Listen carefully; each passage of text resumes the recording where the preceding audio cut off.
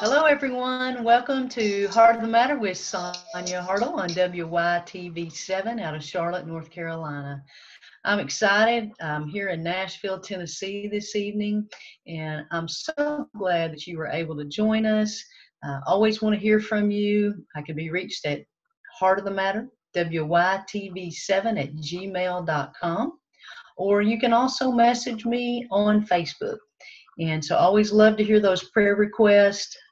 Please, if you have a story you'd like to share, an organization that would like to share your heart, share your purpose, please reach out to me because I would love to have you as my guest on Heart of the Matter. We're going to go ahead and get started this evening. Very special subject. God just laid something I feel like so powerful on my heart.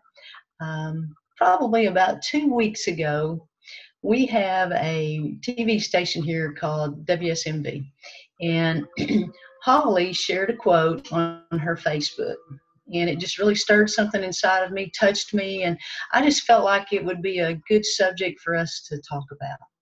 And the quote says, when or if there's a Goliath in front of you, always remember the David inside of you. And I thought, wow, that is so powerful, because sometimes when we're facing all the Goliaths in our lives, we forget that we have the power of God inside of us. And so those are the things that we're going to talk about tonight. I'm going to share a few stories. And, I love to tell stories. And I'm going to talk about some different ministries and how we can face those Goliaths in our life. And so, I always remember when I was very young, that David and Goliath was always one of my favorite Bible stories. Maybe because, he seemed to be the underdog, and, we always want to pull for that underdog to win. And, even when we think about sports teams, they're talking about, the NBA, the David and Goliath teams, the underdog. But, David really wasn't an underdog because he knew that he had the power of God behind him. So he knew that victory was his. And so, I want to take just a moment, since we're talking about those stories, because a lot of those memories take me back to when I was a child. I can remember our teachers talking about those in Sunday school, training union. And so all those older Bible stories that we heard from the time we were little bitty always bring back memories to me when I hear about those. And I want to take just a few moments to honor and pay tribute to one of my fifth grade teachers, Miss Birdie Shimmick. Anyone that was in her class growing up knows that she did something very special every morning. Each morning after we would say the Pledge of Allegiance, we would sit down and she would pull out this huge Bible story book. And she would pick one out and she would read it to us every morning before we would start class. And now any of you out there that know Miss Birdie Shimmick know that she was very strict. And when it came to learning in school, she meant business. And we all knew that. Now, at the time, I didn't appreciate that. But as I've gotten older, I realized that that was just because she wanted us to be successful adults. And she actually probably didn't even realize it at the time, but she was a missionary right in her own hometown, in her job every day.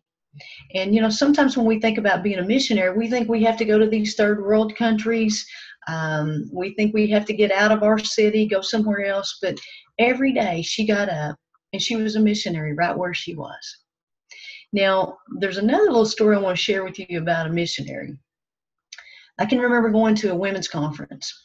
Gosh, it's probably been 20 years ago. And I can't tell you who the speakers were. I can't tell you what they spoke about.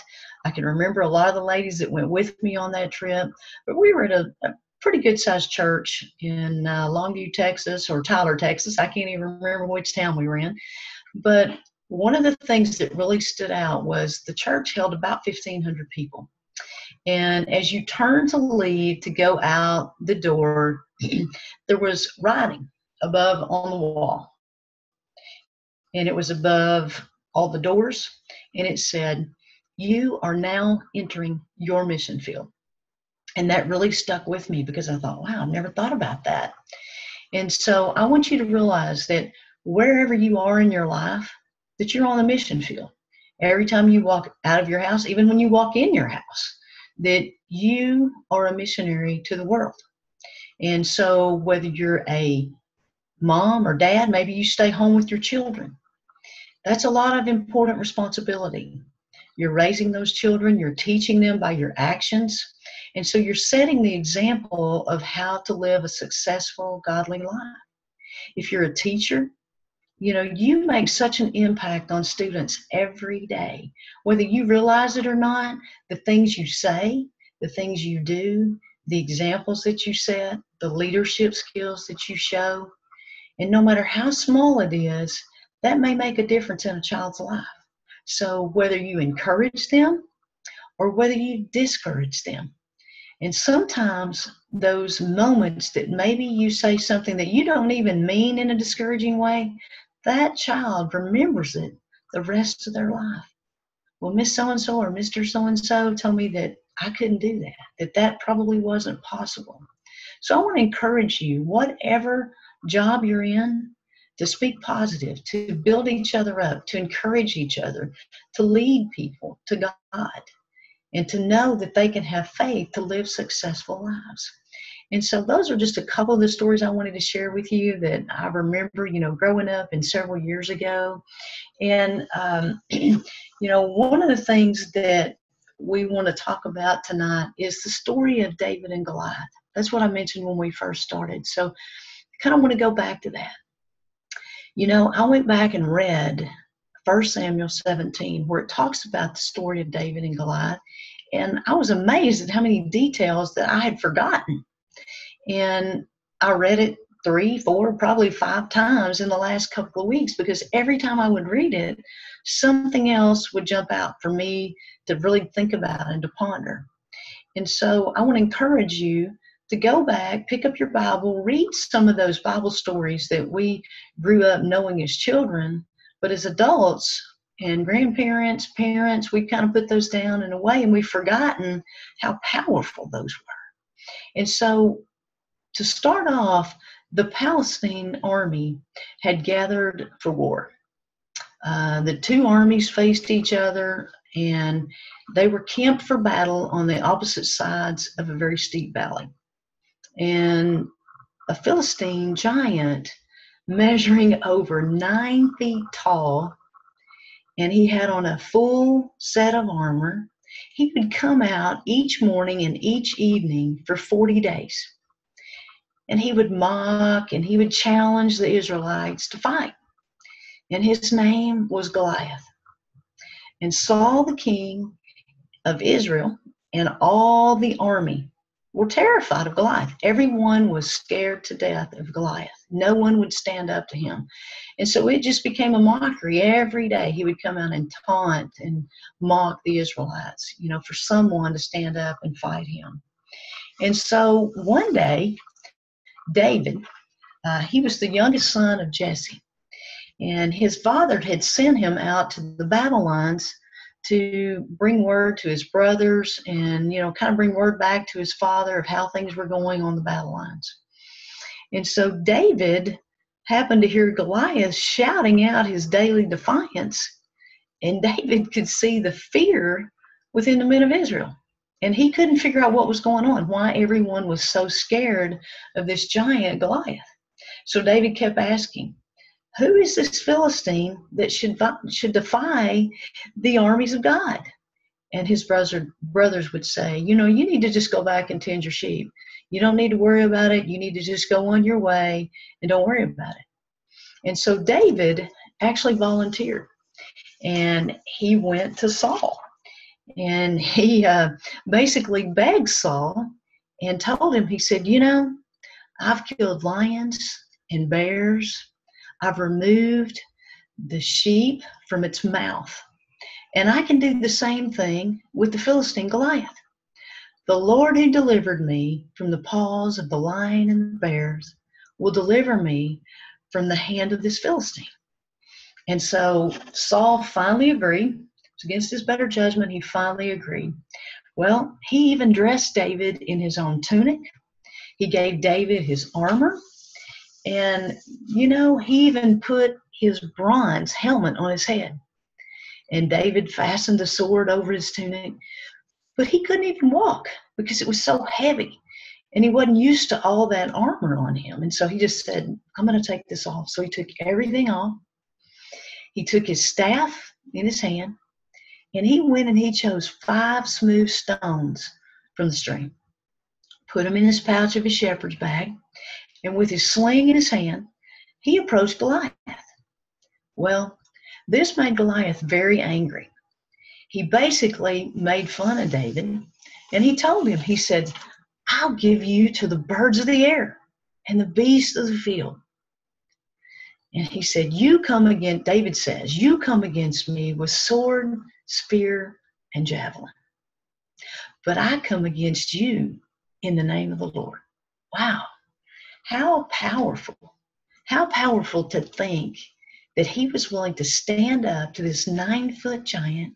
He was probably a late, teenagers in his teenage years, small young man, but he wasn't afraid because he knew that with Christ and God on his side, he was going to win the battle. He knew the battle was his.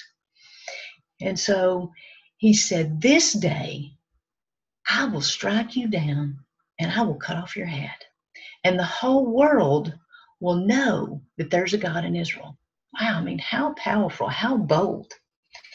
And so at that point, Goliath charges forward towards David. Now, you would think most people, if I see somebody 9 feet tall running towards me and they've got a spear and a javelin, I'm going to want to run. Not David. David ran straight for him. And he put that smooth stone in his sling and he slung it and he caught Goliath right in the place in his forehead, the temple. And that stone sank deep in, and Goliath just fell to the ground. David pulls out his sword and cuts his head off. And that is such a horrific story when you think about how powerful that was back then.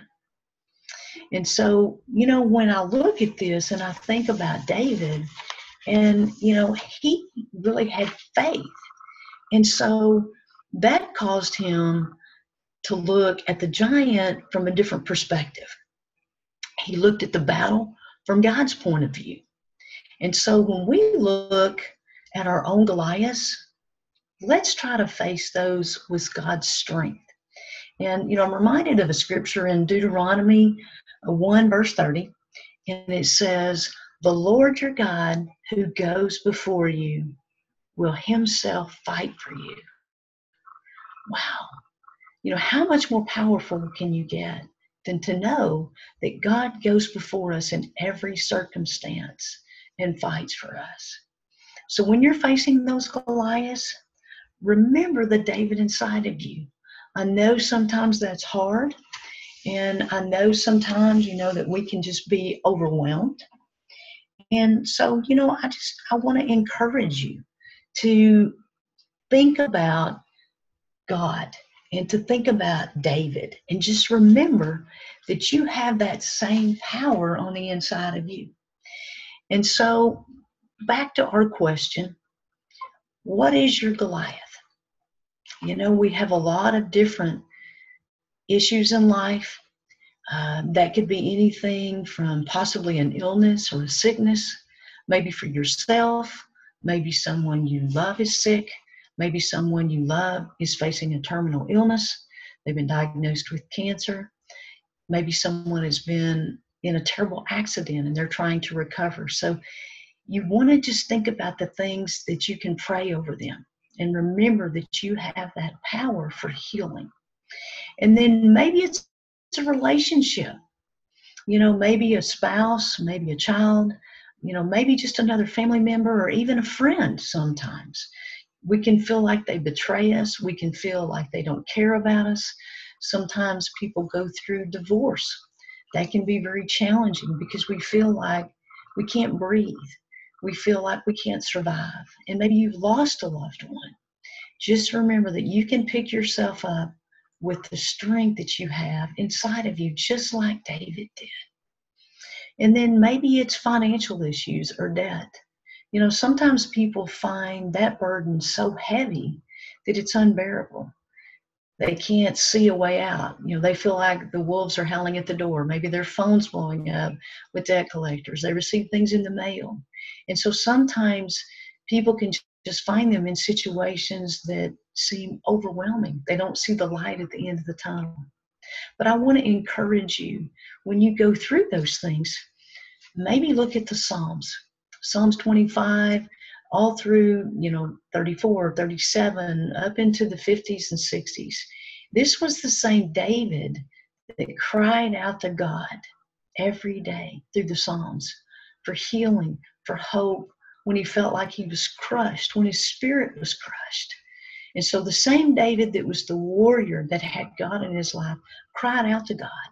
And so if you're going through some of those things and facing those Goliaths, just go to the Psalms and read through some of those. You will be amazed at how they will cry out to you and your soul, and you just lift that up to God. Sometimes people have issues with commitment. Maybe they've gone through some things as a child. Maybe they can't make themselves figure out even why they can't be committed to a relationship. And, sometimes they just don't feel good enough to be in that relationship. They don't feel worthy. They feel like a failure. And so it makes it very difficult for them to commit to a healthy relationship. And again, just go back, lift yourself up in prayer, and speak over yourself. Speak good things. Speak positive things. I am strong. I am adored. I am admired. I'm accepted. I am worthy. And it's amazing the power of the spoken word can have over us. And even just then, speaking those, and we've talked about this on previous broadcasts, that things that you speak and that you fill your heart, your soul, your mind with can make a difference in your perception. When you start speaking those things, it will change your whole demeanor. It will change your attitude. And when that changes, people around you start to notice. They see a difference in you. And so a lot of times I've had people share with me that they deal with addiction of all sorts. It could be everything from alcohol to drugs, pornography, anything that maybe has control over your life. And God is always there willing to help you through that.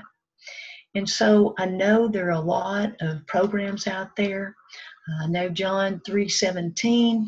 We're actually going to have a guest on, hopefully within the next 2 or 3 weeks, that's going to talk about that ministry, how it's helped others heal.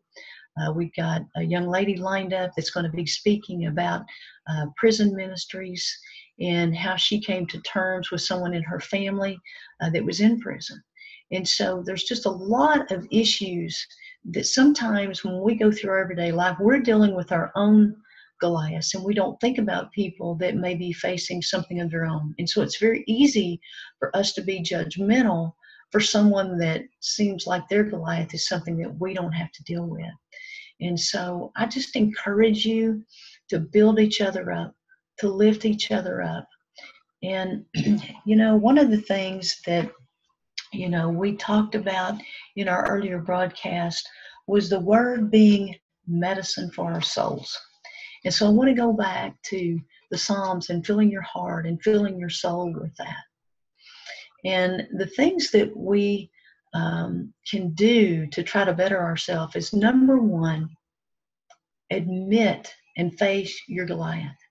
Be truthful, be honest with yourself, and realize that you have a Goliath. So many people just go through the motions and they keep having those addictions. They have trouble getting angry. They have financial issues. Maybe they're sick. Excuse me. But just face those. Be honest with yourself. And then I encourage you to find a good mentor. Find someone that you can trust and talk with them. Have someone that can keep you accountable. That always helps all of us. If we have someone that we can be accountable to, it makes a difference in choices that we make, because we know they're going to hold us accountable, not judge us. but just help hold us accountable. And then also, we can take time just to think about moving forward with our life. Don't get caught up in where you were.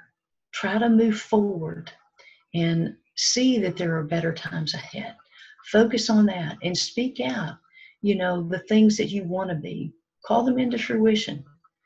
Talk about, make a list. When you sit down tonight, make a list of where you see yourself in a year, positive things. And I just encourage you to do that. And always know that you can reach out to me again, Heart of the Matter, WYTV7 at gmail.com. I'll also share the phone number on Facebook where you can actually view that. And so there's a lot of ways that you can get in touch with me. And I can't, personally offer any counseling or help, but I can put you in touch with organizations that can mentor you, that can counsel with you and help you. And so I just want to encourage you, if you've got Goliath you're facing in your life, remember the David inside of you and know that you can do all things through Christ that gives you strength.